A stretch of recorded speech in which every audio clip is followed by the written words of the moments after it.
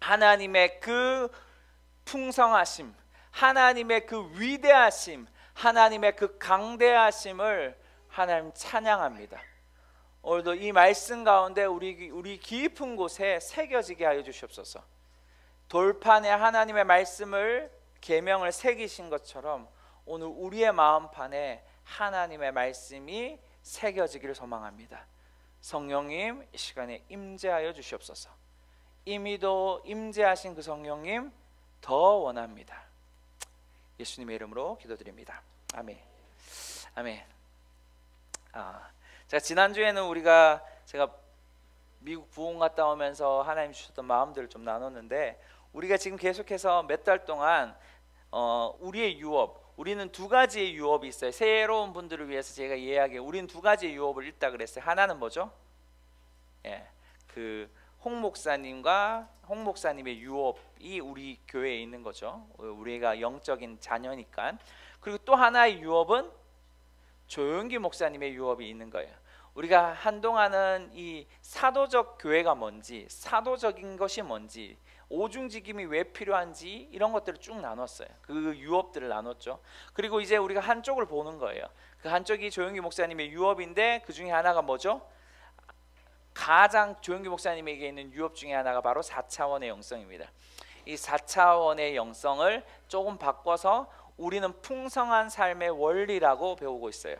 첫 번째, 그 풍성한 삶의 원리에 네 가지가 있는데, 첫 번째가 뭐죠? 생각. 두 번째가 뭐죠? 믿음. 세 번째가 뭐죠? 꿈. 제 혼자 지금 얘기하는 것 같아요. 그러니까 여러분은 다시 들어도 또 새로운 것 같다라는 생각이 듭니다. 이제 우리가 오늘부터 볼 게 한 3주에서 4주 정도, 제가 생각하기엔 3주 정도 될 것 같은데 2주로 끝날 수도 있어요. 한 말에 대해서 보려고 합니다. 이 네 가지는 조용기 목사님의 말에 의하면 소프트웨어라고 이야기해요. 하드웨어가 아니죠. 우리가 핸드폰이나 이런 걸 보면 이 보이는 것 자체는 하드웨어예요. 근데 여기에 모든 것들을 구동하고 돌리는 것은 소프트웨어인 거죠. 그와 같이 우리의 신앙생활에 하나님이 주신 그 풍성함의 원리들을 풀어내기 위해서는 우리가 어떻게 생각하고, 어떻게 믿음을 가지고, 어떻게 꿈을 꾸고, 어떻게 말하는지가 너무 중요한 것이죠. 제가 서두 첫 번째, 두 번째 시간에 이런 얘기를 했어요. 왜 믿는 사람들은 가난할까? 왜 믿는 사람은 믿지 못하는 사람들보다 뭔가 부족할까? 왜 믿는 사람들은 믿지 않는 사람들보다 못한 삶을 살까? 이 얘기들 했어요. 기본적으로 우리가 했던 거 기억나시는지 모르겠어요. 믿는 사람들이 부자가 많아요? 믿지 않는 사람들이 부자가 많아요? 믿지 않는 사람들이 부자가 많죠. 오늘날 우리 한국에 있는 대표적인 기업들만 봐도 믿지 않는 사람들이 대부분이란 말이에요. 그 이유는 여러 가지가 있을 수 있겠지만 중요한 것은 믿지 않는 사람들은 뭐예요? 하늘에 있는 것들을 이 땅에 가지고 오는, 다시 말해서 보여지는 세계가 아니라 보여지지 않는 세계에서 보여지는 세계에 가지고 오는 방법을 아는 거예요. 그러면 뭐예요? 반대로 믿는 사람들은 보여지지 않는 세계에서 보여지는 세계로 오는 그 방법을 모르는 것이죠. 그 방법이 바로 뭐다? 생각과 믿음과 꿈과 말이라는 것이죠. 그러면 우리가 기억해야 되고, 좀 앞부분을 좀 계속해서 복습하는 이유는 모르시는 분들을 위해서, 처음 듣는 분들을 위해서 좀 복습하는 건데, 우리가 보여지는 세계는 무슨 세계? 3차원의 세계죠. 다시 말해서 입체가 있는 거예요. 사실 실제적으로 우리의 눈은 2차원을 보는 거예요. 선을 보고 평면을 보고. 그런데 우리가 흔히 말하는 3차원의 세계, 입체의 세계를 보는 거죠. 반대로 4차원의 세계는 뭐다? 무한의 공간과 무한의 시간 가운데 있는 거예요. 이것이 뭐예요? 하나님의 나라의 세계인 것이죠. 근데 제가 조만간 이 설교를 한번 해보려고 합니다. 하늘에 계신 우리 아버지, 전사님이 이부 금요일에 이런 얘기를, 하늘에 계신 우리 아버지라고 했어요. 하나님이 어디에 계세요? 하늘에 계세요. 그러면 여러분 이분법적으로 지금 생각하는 거예요. 다시 말해서 하늘이 있고 땅이 있다라는 이분법.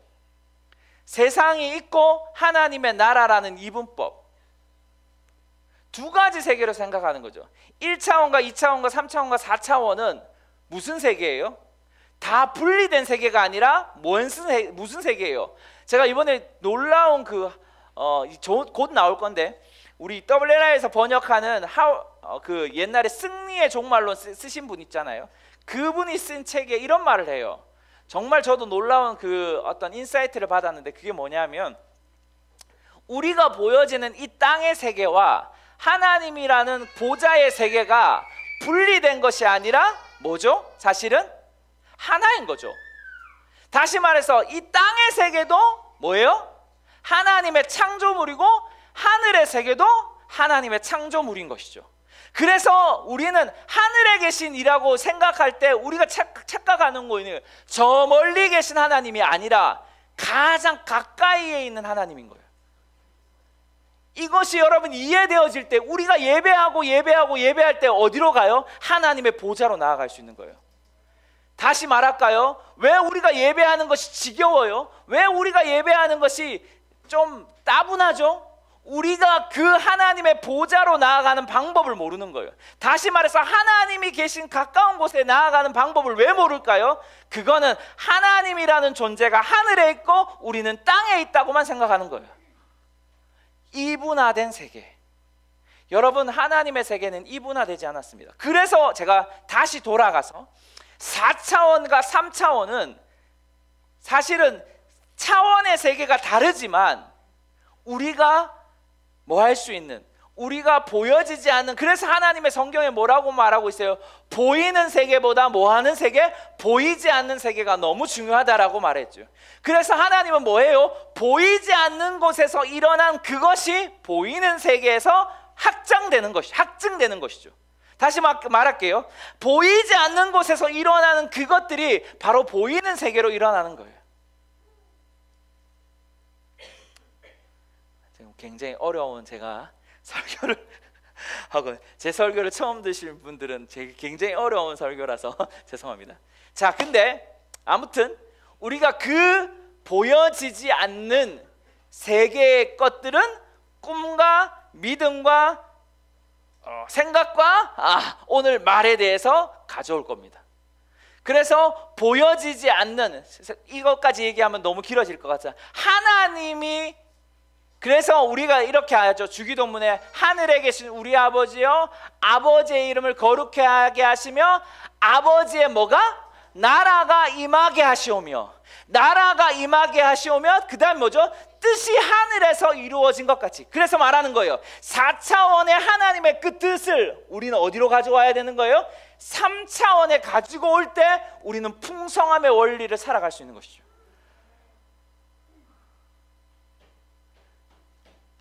그것이 생각이고, 그것이 믿음이고, 그것이 꿈이고, 그것이 이제 말인 거예요. 설은 엄청 길었어요. 제가 다시 설명해 드린다고. 자, 그러면 제가 몇 가지를 보고 싶습니다. 여러분, 말이라는 것이 사전적인 의미에서는 이렇게 말하고 있어요. 제가 이제 PPT 제가 넘기면 됩니다. 자, 먼저 넘기기 전에 우리 하나님의 말씀을 좀 보죠. 같이 읽겠습니다. 시작. 죽고 사는 것이 혀의 능력에 달려 있으니 혀를 사랑하는 사람은 그 열매를 먹을 것이다. 아멘. 너무 잘하는 말씀이에요. 너무너무 잘하는 말씀. 죽고 사는 것이 어디에 달렸다? 혀에 달렸다. 여러분, 저보고 저희 와이프가 혀가 왜 그리 뚱뚱하냐고 맨날 뭐라 하는데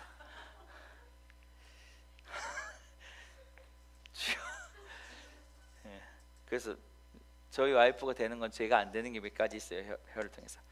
자, 그러기 위해 먼저 하나님 여기 성경에 이걸 보기 전에 말이라는 그 단어, 그 다음에 이것들을 사전에 보니까 이렇게 말하고 있더라고요.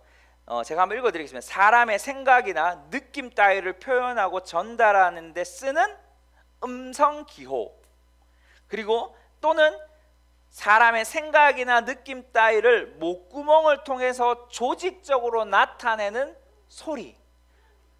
자, 딱 두 단어를 얘기할게요. 음성, 그리고 소리라는 것이죠. 어디서 나오는? 우리의 입을 통해서 나오는. 이게 뭐다?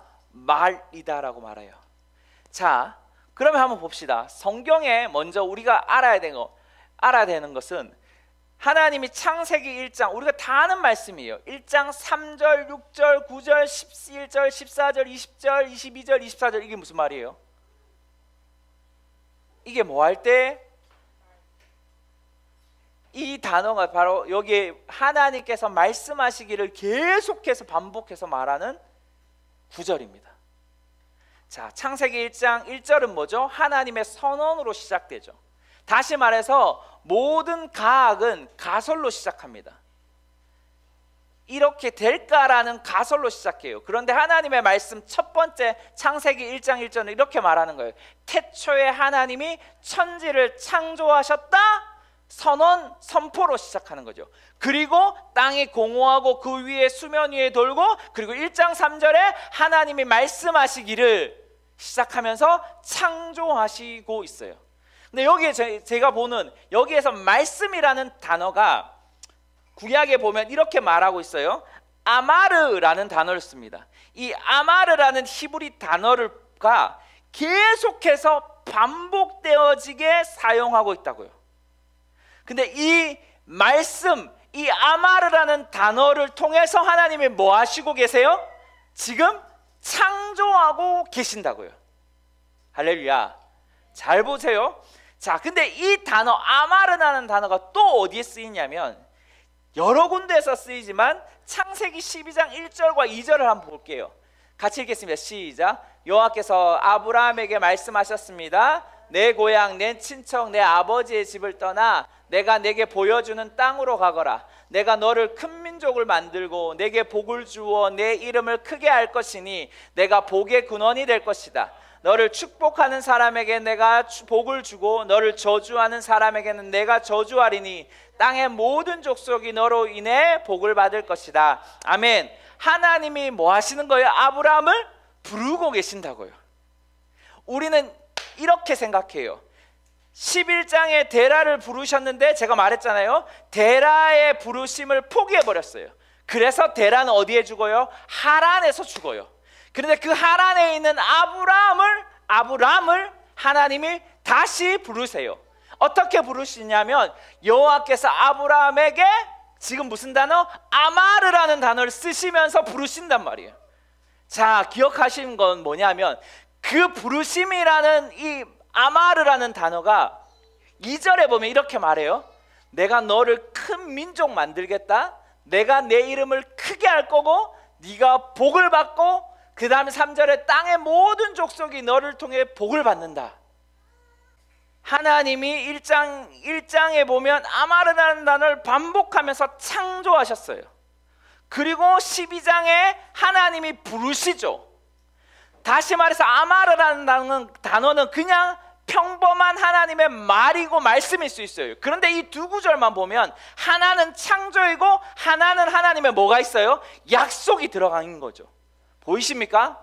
내가 너 부를게. 네가 내가 제시한 땅으로 가. 그러면 내가 너를 큰 민족 만들고 내가 너에게 이름을 크게 하고 내가 너에게 복을 주고 내가 너로 인해서 복을 받게 할 거야 라고 뭐 하시는 거예요? 말하시는 거예요. 지금 하나님의 말에는 창조성이 있고 하나님의 말에는 그렇게 되어지는 창조의 능력뿐만 아니라 명령이 있는 거예요. 뭐예요? 우리의 하나님의 말이에요. 하나님의 음성이에요. 하나님의 소리예요. 지금 제 얘기가 따라오시겠습니까? 자, 그러면 하나 더 볼 거예요. 하나님의 말에는 창조성이 있고 하나님의 말에는 명령이 있다 그랬어요. 자, 또 하나님을 하나 볼게요. 그 하나님은 누구예요? 예수 그리스도. 예수 그리스도를 이렇게 말하죠. 제자들 중에 하나가 예수님 보여주세요 라고 하죠. 그때 예수님 뭐라고 그래요? 나를 본 자가 예, 죄송해요. 하나님을 보여달라고 그랬을 때 예수님이 나를 본 자가 하나님 아버지를 봤다라고 말해줘. 다시 말해서 예수님의 모든 것은 뭐예요? 하나님을 대표하는 거죠. 왜요? 그분은 하나님이시고 그분은 참 인간으로 오셨지만 하나님이시기 때문에. 할렐루야. 제 얘기에 따라오시겠습니까? 근데 그 예수님이 참 이상한 일을 하는데 마태복음 21장 제가 또 갖고 왔어요. 걱정하지 마세요. 같이 읽겠습니다. 시작. 이른 아침 성으로 돌아오는 길에 예수께서 시장하셨습니다. 예수께서 길가에 있는 무화과나무 한 그루를 보고 가까이 가셨습니다. 그러나 잎사귀 밖에는 아무 곳 없으므로 그 나무에게 말씀하셨습니다. 다시는 내가 열매를 맺지 못할 것이다. 그러자 즉시 나무가 말라버렸습니다. 자, 제가 왜 예수님이 이걸 마르게 했는지 이 말을 하는 것이 아니에요. 여기에 보면 예수님이 말씀하셨죠. 그죠? 그런데 그 말씀이 곧 무화과 나무에 뭘 가져와요? 저주. 이제는 평생의 열매를 먹지 못하게 하는 저주를 가져와요. 근데 이 말씀이라는 단어를 보니까 이 말씀이 헬라어로 레고입니다. 장난감 레고가 아니라 헬라어 단어 레고입니다. 근데 이 단어는 약 헬라어에서 한 2000번 넘게 썼어요. 이 단어는 그냥 말이에요. 우리가 평상시에 쓰는 말의 표현들이에요. 그러니까 레고라는 것은 그냥 지금 일상으로 말하는 거예요. 그런데 재미있는 것은 이 예수님이 말하는 일상의 단어로 말한 때 무슨 일이 일어나요? 무화과 나무에 저주가 일어나죠. 자, 하나만 더 볼게요. 이 단어를 예수님이 또 어디에 쓰시냐면 마태복음 9장 1절과 7절을 너무 길지만 제가 읽어드리겠습니다. 길어서. 여러분, 예수께서 배를 타고 호수를 건너 자기 마을로 돌아오셨습니다. 사람들이 중풍 환자 한 사람을 자리에 눕힌 채 예수께 데려왔습니다. 예수께서 그들의 믿음을 보시고 중풍 환자에게 말씀하셨습니다. 얘 안심하여라, 내 죄가 용서받았다. 이것을 보고 몇몇 율법학자들이 속으로 말했습니다. 저 사람이 하나님을 모독하고 있구나. 예수께서 그 생각을 알고 말씀하셨습니다. 왜 그런 악한 생각을 품고 있느냐? 네가 용서받았다는 말과 일어나 걸어가라는 말 중에 어떤 말이 더 쉽겠느냐? 그러나 인자가 땅에서 죄를 용서하는 권세를 가지고 있음을 너희가 알려주겠다. 그리고 예수께서 중풍 환자에게 말씀하셨습니다. 일어나 내 자리를 들고 집으로 가거라. 그러자 그 사람은 일어나 집으로 돌아갔습니다. 아멘. 여기에 두 말씀이 있어요. 이 말씀이 단어가 뭐일까요? 레고입니다. 근데 이 말씀의 단어가 레고인데 6절을 보세요. 이 말씀의 단어에 뭐가 있어요?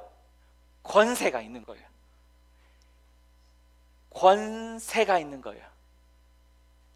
제가 레고라는 단어가 언제 쓰인다고 그랬죠?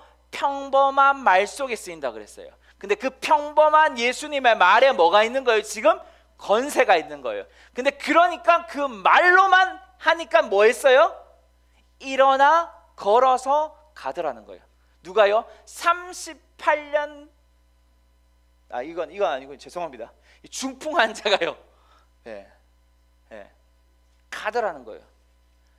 무엇을 통해서만요? 말로만요. 하나만 더 볼게요. 하나만. 요한복음. 여기가 바로 38년 된 중풍 환자입니다. 중풍 환자가 뭘 기다려요?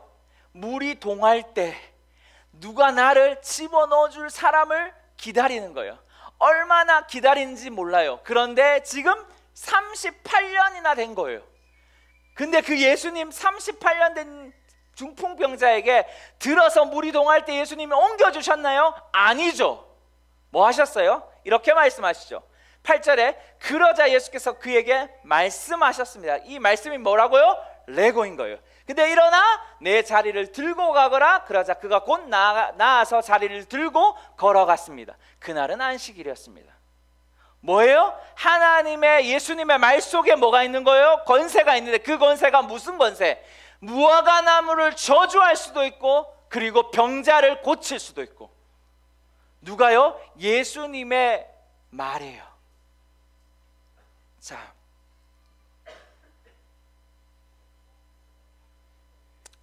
제가 하나님 아버지의 말의 창조와 그 창조를 통한 하나님의 명령을 통해서 이루어지는 것이 있다고 했어요. 실제로 아브라함을 통해서 하나님이 약속하셨고 그 약속을 모두 다 이루셨죠. 자, 예수님의 말을 볼까요? 예수님의 말 속에 평범한 말이었어요. 인간으로 오셨다 그랬잖아요, 예수님. 그죠? 할렐루야. 제 얘기에 동의하십니까? 그리고 예수님은 하나님이시죠. 그래서 하나님을 대표할 뿐만 아니라 누구를 대표해요? 우리 인간을 대표하는 거예요. 할렐루야. 제 얘기 따라오십니까? 그 인간의 평범한 말 속에 뭐가 있는 거예요? 죽고 사는 뭐가 있는 거예요? 권세가 있는 것이죠.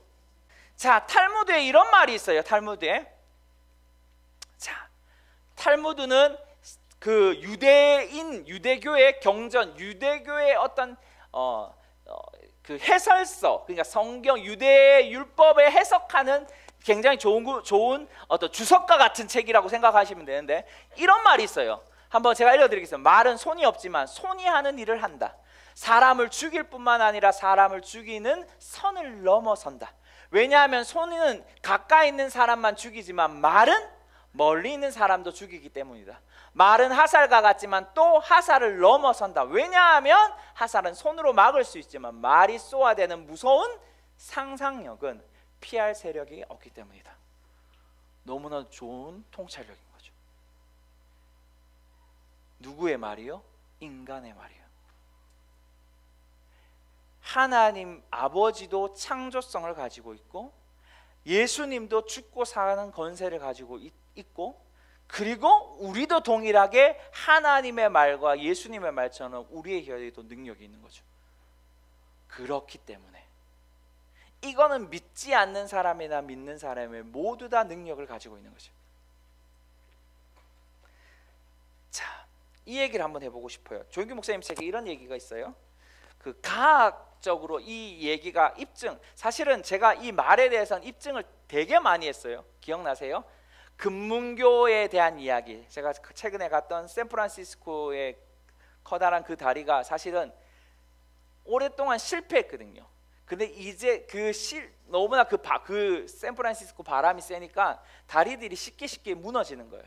그것들을 이제 보완했는데, 그 무너진 이유가 일명 공명이라는 것 때문입니다. 제가 한번 예전에 설명을 해드렸어요. 근데 이제 그 금문교가 왜 유명해졌냐면 이제 무너지지 않기 때문에 유명해진 거거든요.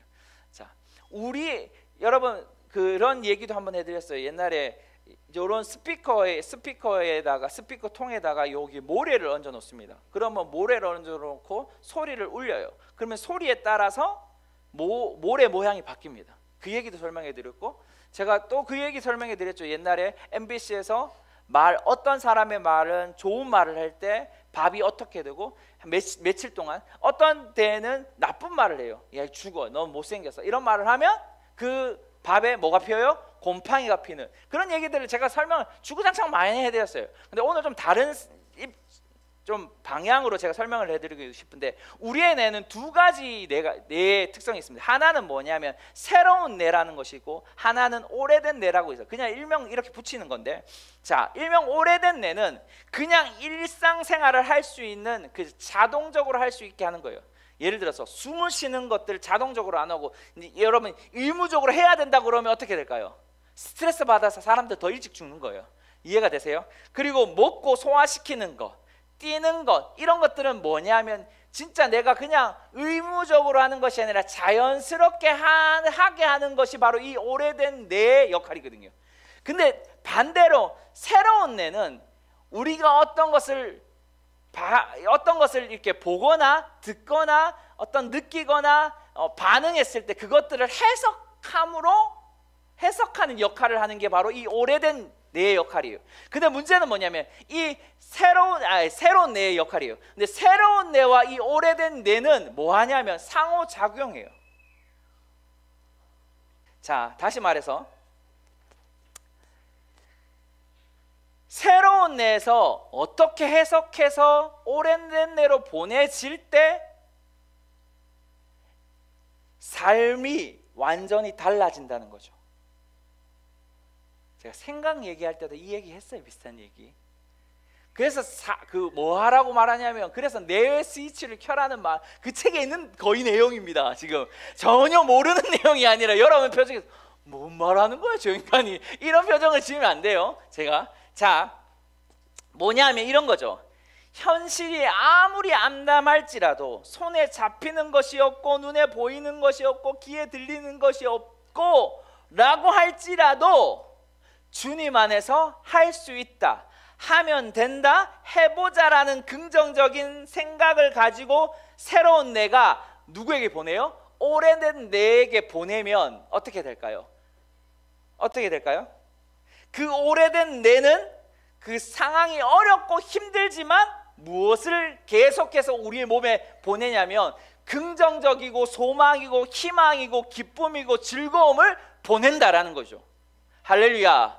근데 그것을 더 뛰어넘는 것이 있어요. 그게 뭘까요?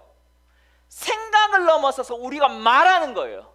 말할 때 우리의 오래된 내는 더 많은 긍정적인 호르몬을 우리의 몸에서 산출해 버린다는 것이죠. 생각으로만 있는, 그래서 여러분은 내 스위치를 켜라고 했을 때 그것을 그냥 읽고 끝내는 게 아니라 그걸 갖고 말하는 거예요. 하나님의 말씀을 말로 선포해 보는 거예요. 우리가 셋째 주나 보면 배우겠지만, 우리가 어떻게 이 말을 실천할까를 배우겠지만 말로 표현해 보는 거예요. 그때 뭐 하냐면 우리의 오래된 내는 그것으로 반응해서 행동한다라는 것이죠.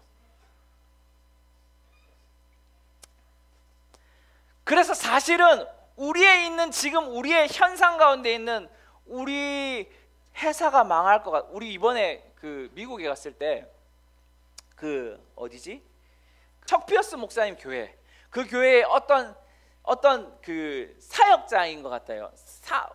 그 여자분이 아마 그 교회의 사역자였고 남자분은 일터 가운데 있는 사역자였는데, 이 남편분이 이제 회사에 진짜 계속 오래 있을 줄 알았는데 잘리게 되는 상황이 벌어진 거죠.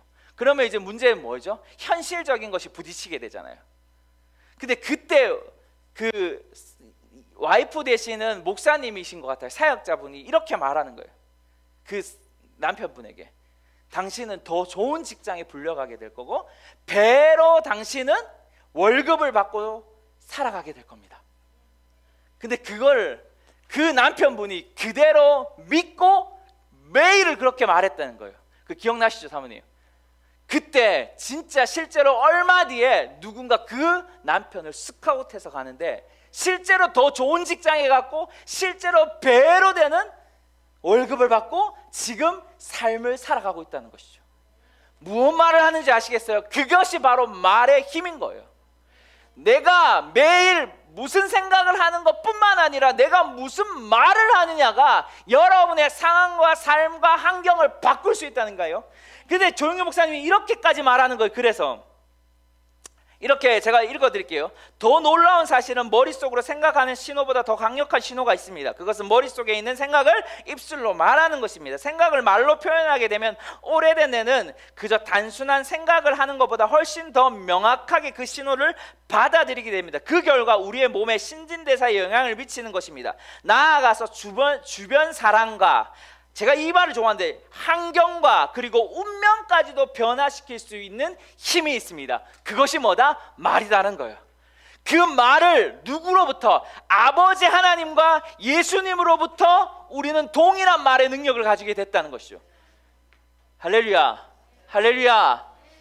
저만 지금 열심히 설교하고 있는 거 아니죠? 저 혼자 땀 흘리는 것 같은데. 자, 우리 다시 본문으로 좀 넘어갑시다.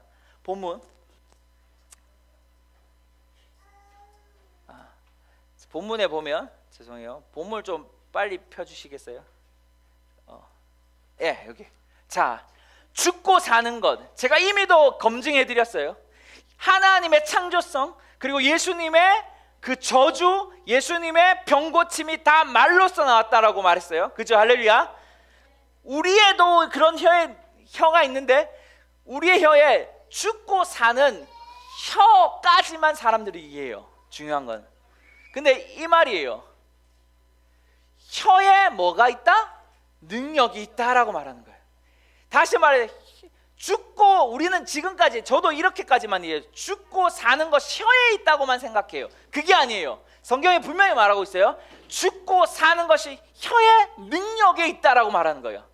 다시 말해서 여러분의 혀, 여러분의 입술, 여러분의 말에 뭐가 있다? 능력이 있다라고 말하는 거예요. 근데 그 능력이 어떤 능력이냐? 여기에 쓰여졌던 단어를 보면 이렇게 말하고 있어요. 야드라는 단어를 써요. 이 야드라는 단어는 일명 그냥 손입니다. 손. 일반적인 손. 그런데 이것이 어디에도 쓰여지냐면, 자 보세요. 이제 몇 가지만 보고 마칠 거 이제 끝나가요. 오늘 좀 빨리 끝나죠 생각보다. 지난주 너무 늦게 마쳐서 죄송합니다. 자, 여기에 시편 78편 42편에 이렇게 말해요. 그들은 하나님의 손과 하나님께서 그들을 억압하는 사람들에게서 구원하신 나를 기억하지 않았다. 시편에 이런 말로 노래하는 게 있거든요. 근데 여기 보면 하나님의 손, 이게 뭐다? 야드예요. 야드. 근데 이 야드가 뭐 했다? 구원하지 않았다라는 말을 해석하면 안 돼요. 하나님의 손이 뭘 했는 거예요? 구원한 것이죠. 누구를요? 이스라엘 백성들을요. 그 손이, 그 하나님의 구원하신 능력의 손이 어디에 있는 거예요? 우리의 입에도 있다라는 것이죠. 그것이 능력이다라는 거예요. 그것이 우리가 가지고 있는 혀, 입의 말의 능력이라는 거예요. 그래서 죽고 사는 혀의 능력이다라고 말하는 거예요. 자, 하나만 더 볼게요. 자, 같이 읽읍시다. 시작. 여호와의 능력이 엘리야에게 내려왔습니다. 그는 허리띠를 동여매고 아합보다 먼저 이스라엘로 달려갔습니다. 이 말씀 알죠? 비가 온다, 가라. 근데 엘리야가 더 빠른 속도, 마차보다 빠른 속도로 달려가죠. 그때 뭐냐면 하나님의 능력, 이 능력이 뭐예요? 야드예요. 하나님, 그 인간의 최고의 그 당시에 있는 마차의 속도를 뛰어넘는 그 능력이 우리의 어디에 있다? 혀에 있다는 거예요. 자면 안 됩니다. 제 주무시는 분들 좋아합니다. 제 설교가 지겹다는 생각에. 자, 끝났어요. 하나님은 우리의 죽고 사는 혀만 두시는 것이 아니에요. 죽고 사는 혀가 어디에 있기에? 우리 혀의 능력에 있기 때문에 죽고 사는 것이 있는 거예요. 그래서 다시 이야기하면 우리는 창조성적인 언어를, 말이 우리 혀에 있는 거예요. 우리는 저주할 수 있는 혀가 우리의 혀에 있는 거예요. 우리는 병을 고칠 수 있는 능력이 우리의 혀에 있는 거예요. 그 하나님의 손이, 여호와의 능력이 바로 그 여호와께만 있는 것이 아니라 우리의 입에 두신 거죠. 그럼 우리가 어떻게 말해야 될까요? 그냥 이대로 살지. 그럼 진짜 그대로 사는 거예요. 나는 요 정도면 돼. 그러면 진짜 요 정도면 되는 거예요. 나는 모든 것을 할 수 있는 능력을 받았어. 그러면 할 수 있는 능력을 가지는 거예요. 뭐예요? 내 혀의 능력이잖아요. 야, 김하연, 너 그딴 식으로 하면 그거밖에 안 돼 라고 말하면 이 아이는 그거밖에 안 되는 거예요. 야, 김하연, 너는 위대한 자가 될 거야. 너는 탁월한 인간이 될 거야. 너는 세상 가운데 머리가 될 거야 라고 하면 이 아이는 그렇게 자라는 거예요. 왜요? 우리의 혀에 능력이 있기 때문에. 우리의 혀에 그 하나님의 손의 능력이 우리의 혀에 있기 때문에. 가장 빠른, 세상의 3차원에서 가장 빠른 것보다 우리의 혀가 더 빠르기 때문에. 여러분, 어떤 말을 쓰십니까? 자녀들에게 어떤 말을 쓰세요? 준혁아, 넌 소망을 가진 존재야. 너를 통해서 엄청난 사람들이 몰려올 거야. 너는 위대한 자야 라고 하실 거예요. 야, 그거밖에 안 돼? 라고 하시겠어요? 여러분의 말에 그 능력이 있는 거예요. 우리 다음 주에는 이 말이 어떻게 나오는지, 작동하는지에 대해서 배우고 싶어요. 그리고 아마 세 번째나 네 번째 주는 이 말을 어떻게 훈련할지를 배워야 되는 거예요. 우리 기도할까요? 제가 최대한 옷을 안 벗으려고 노력했는데 드디어 안 될 것 같습니다. 땀이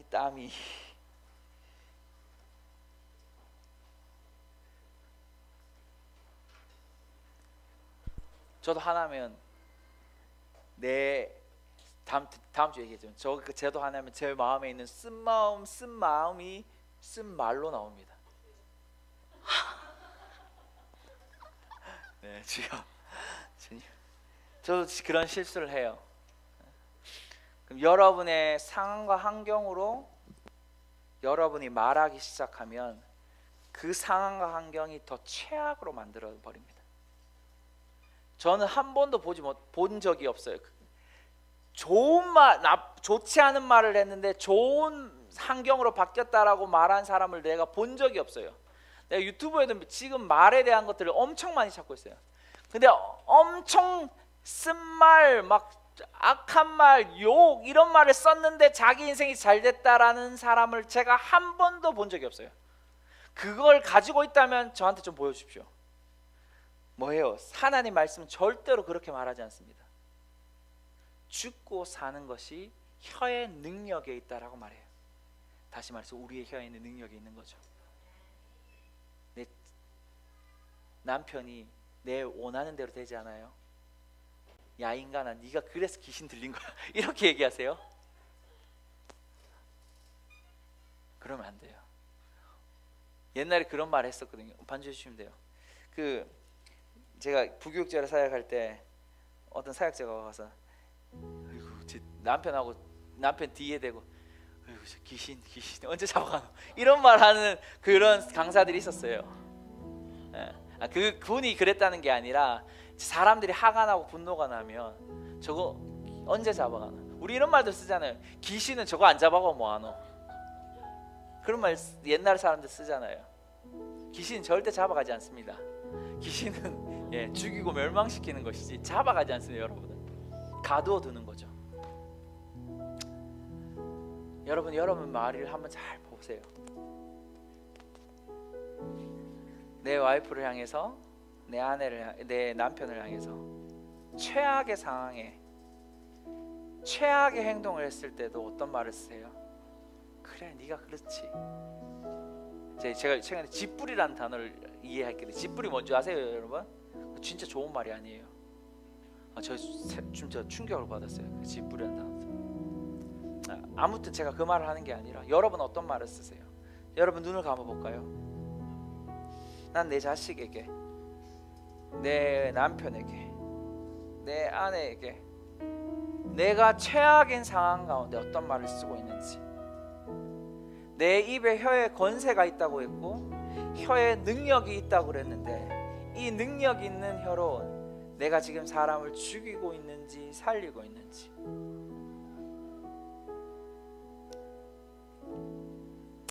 예언은 말을 통해서 오는 은사입니다. 그래서 예언을 어떻게 하는지가 너무 중요한 거거든요. 여러분 예언 사역자들을 잘 생각해봐요. 여러분 지금 어떤 말로써 사람들을 그 보물, 그들이 숨겨놓은 것들을 캐내고 있는지. 성령님 여러분의 입에 손을 대세요. 지금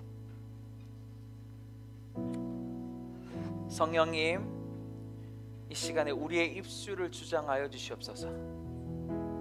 우리의 입에 하나님의 창조성과 예수님의 그 권세가 있는 입이다라고 말씀하셨는데, 그래서 죽고 사는 것이 우리의 혀의 능력에 있다고 하셨는데, 주님 우리의 이 혀가 올바른 방향으로 나아가지 못하고 있었다면 이 시간 이 혀에 하나님 이사야에게 혀에 불을 대신 숯불을 대신 것처럼 우리의 입을 정화시키시옵소서.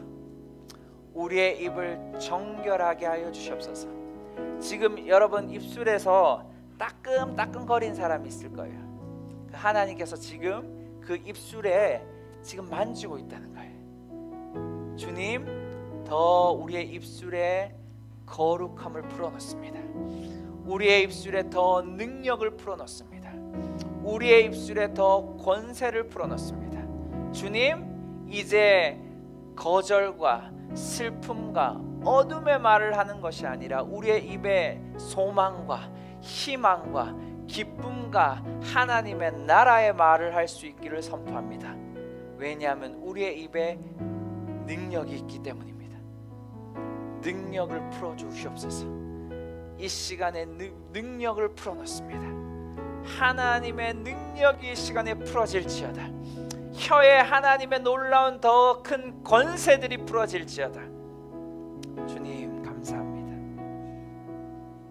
감사합니다.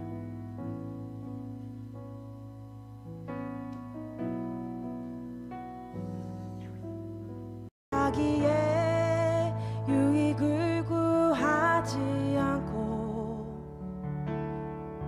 성내거나 악한 것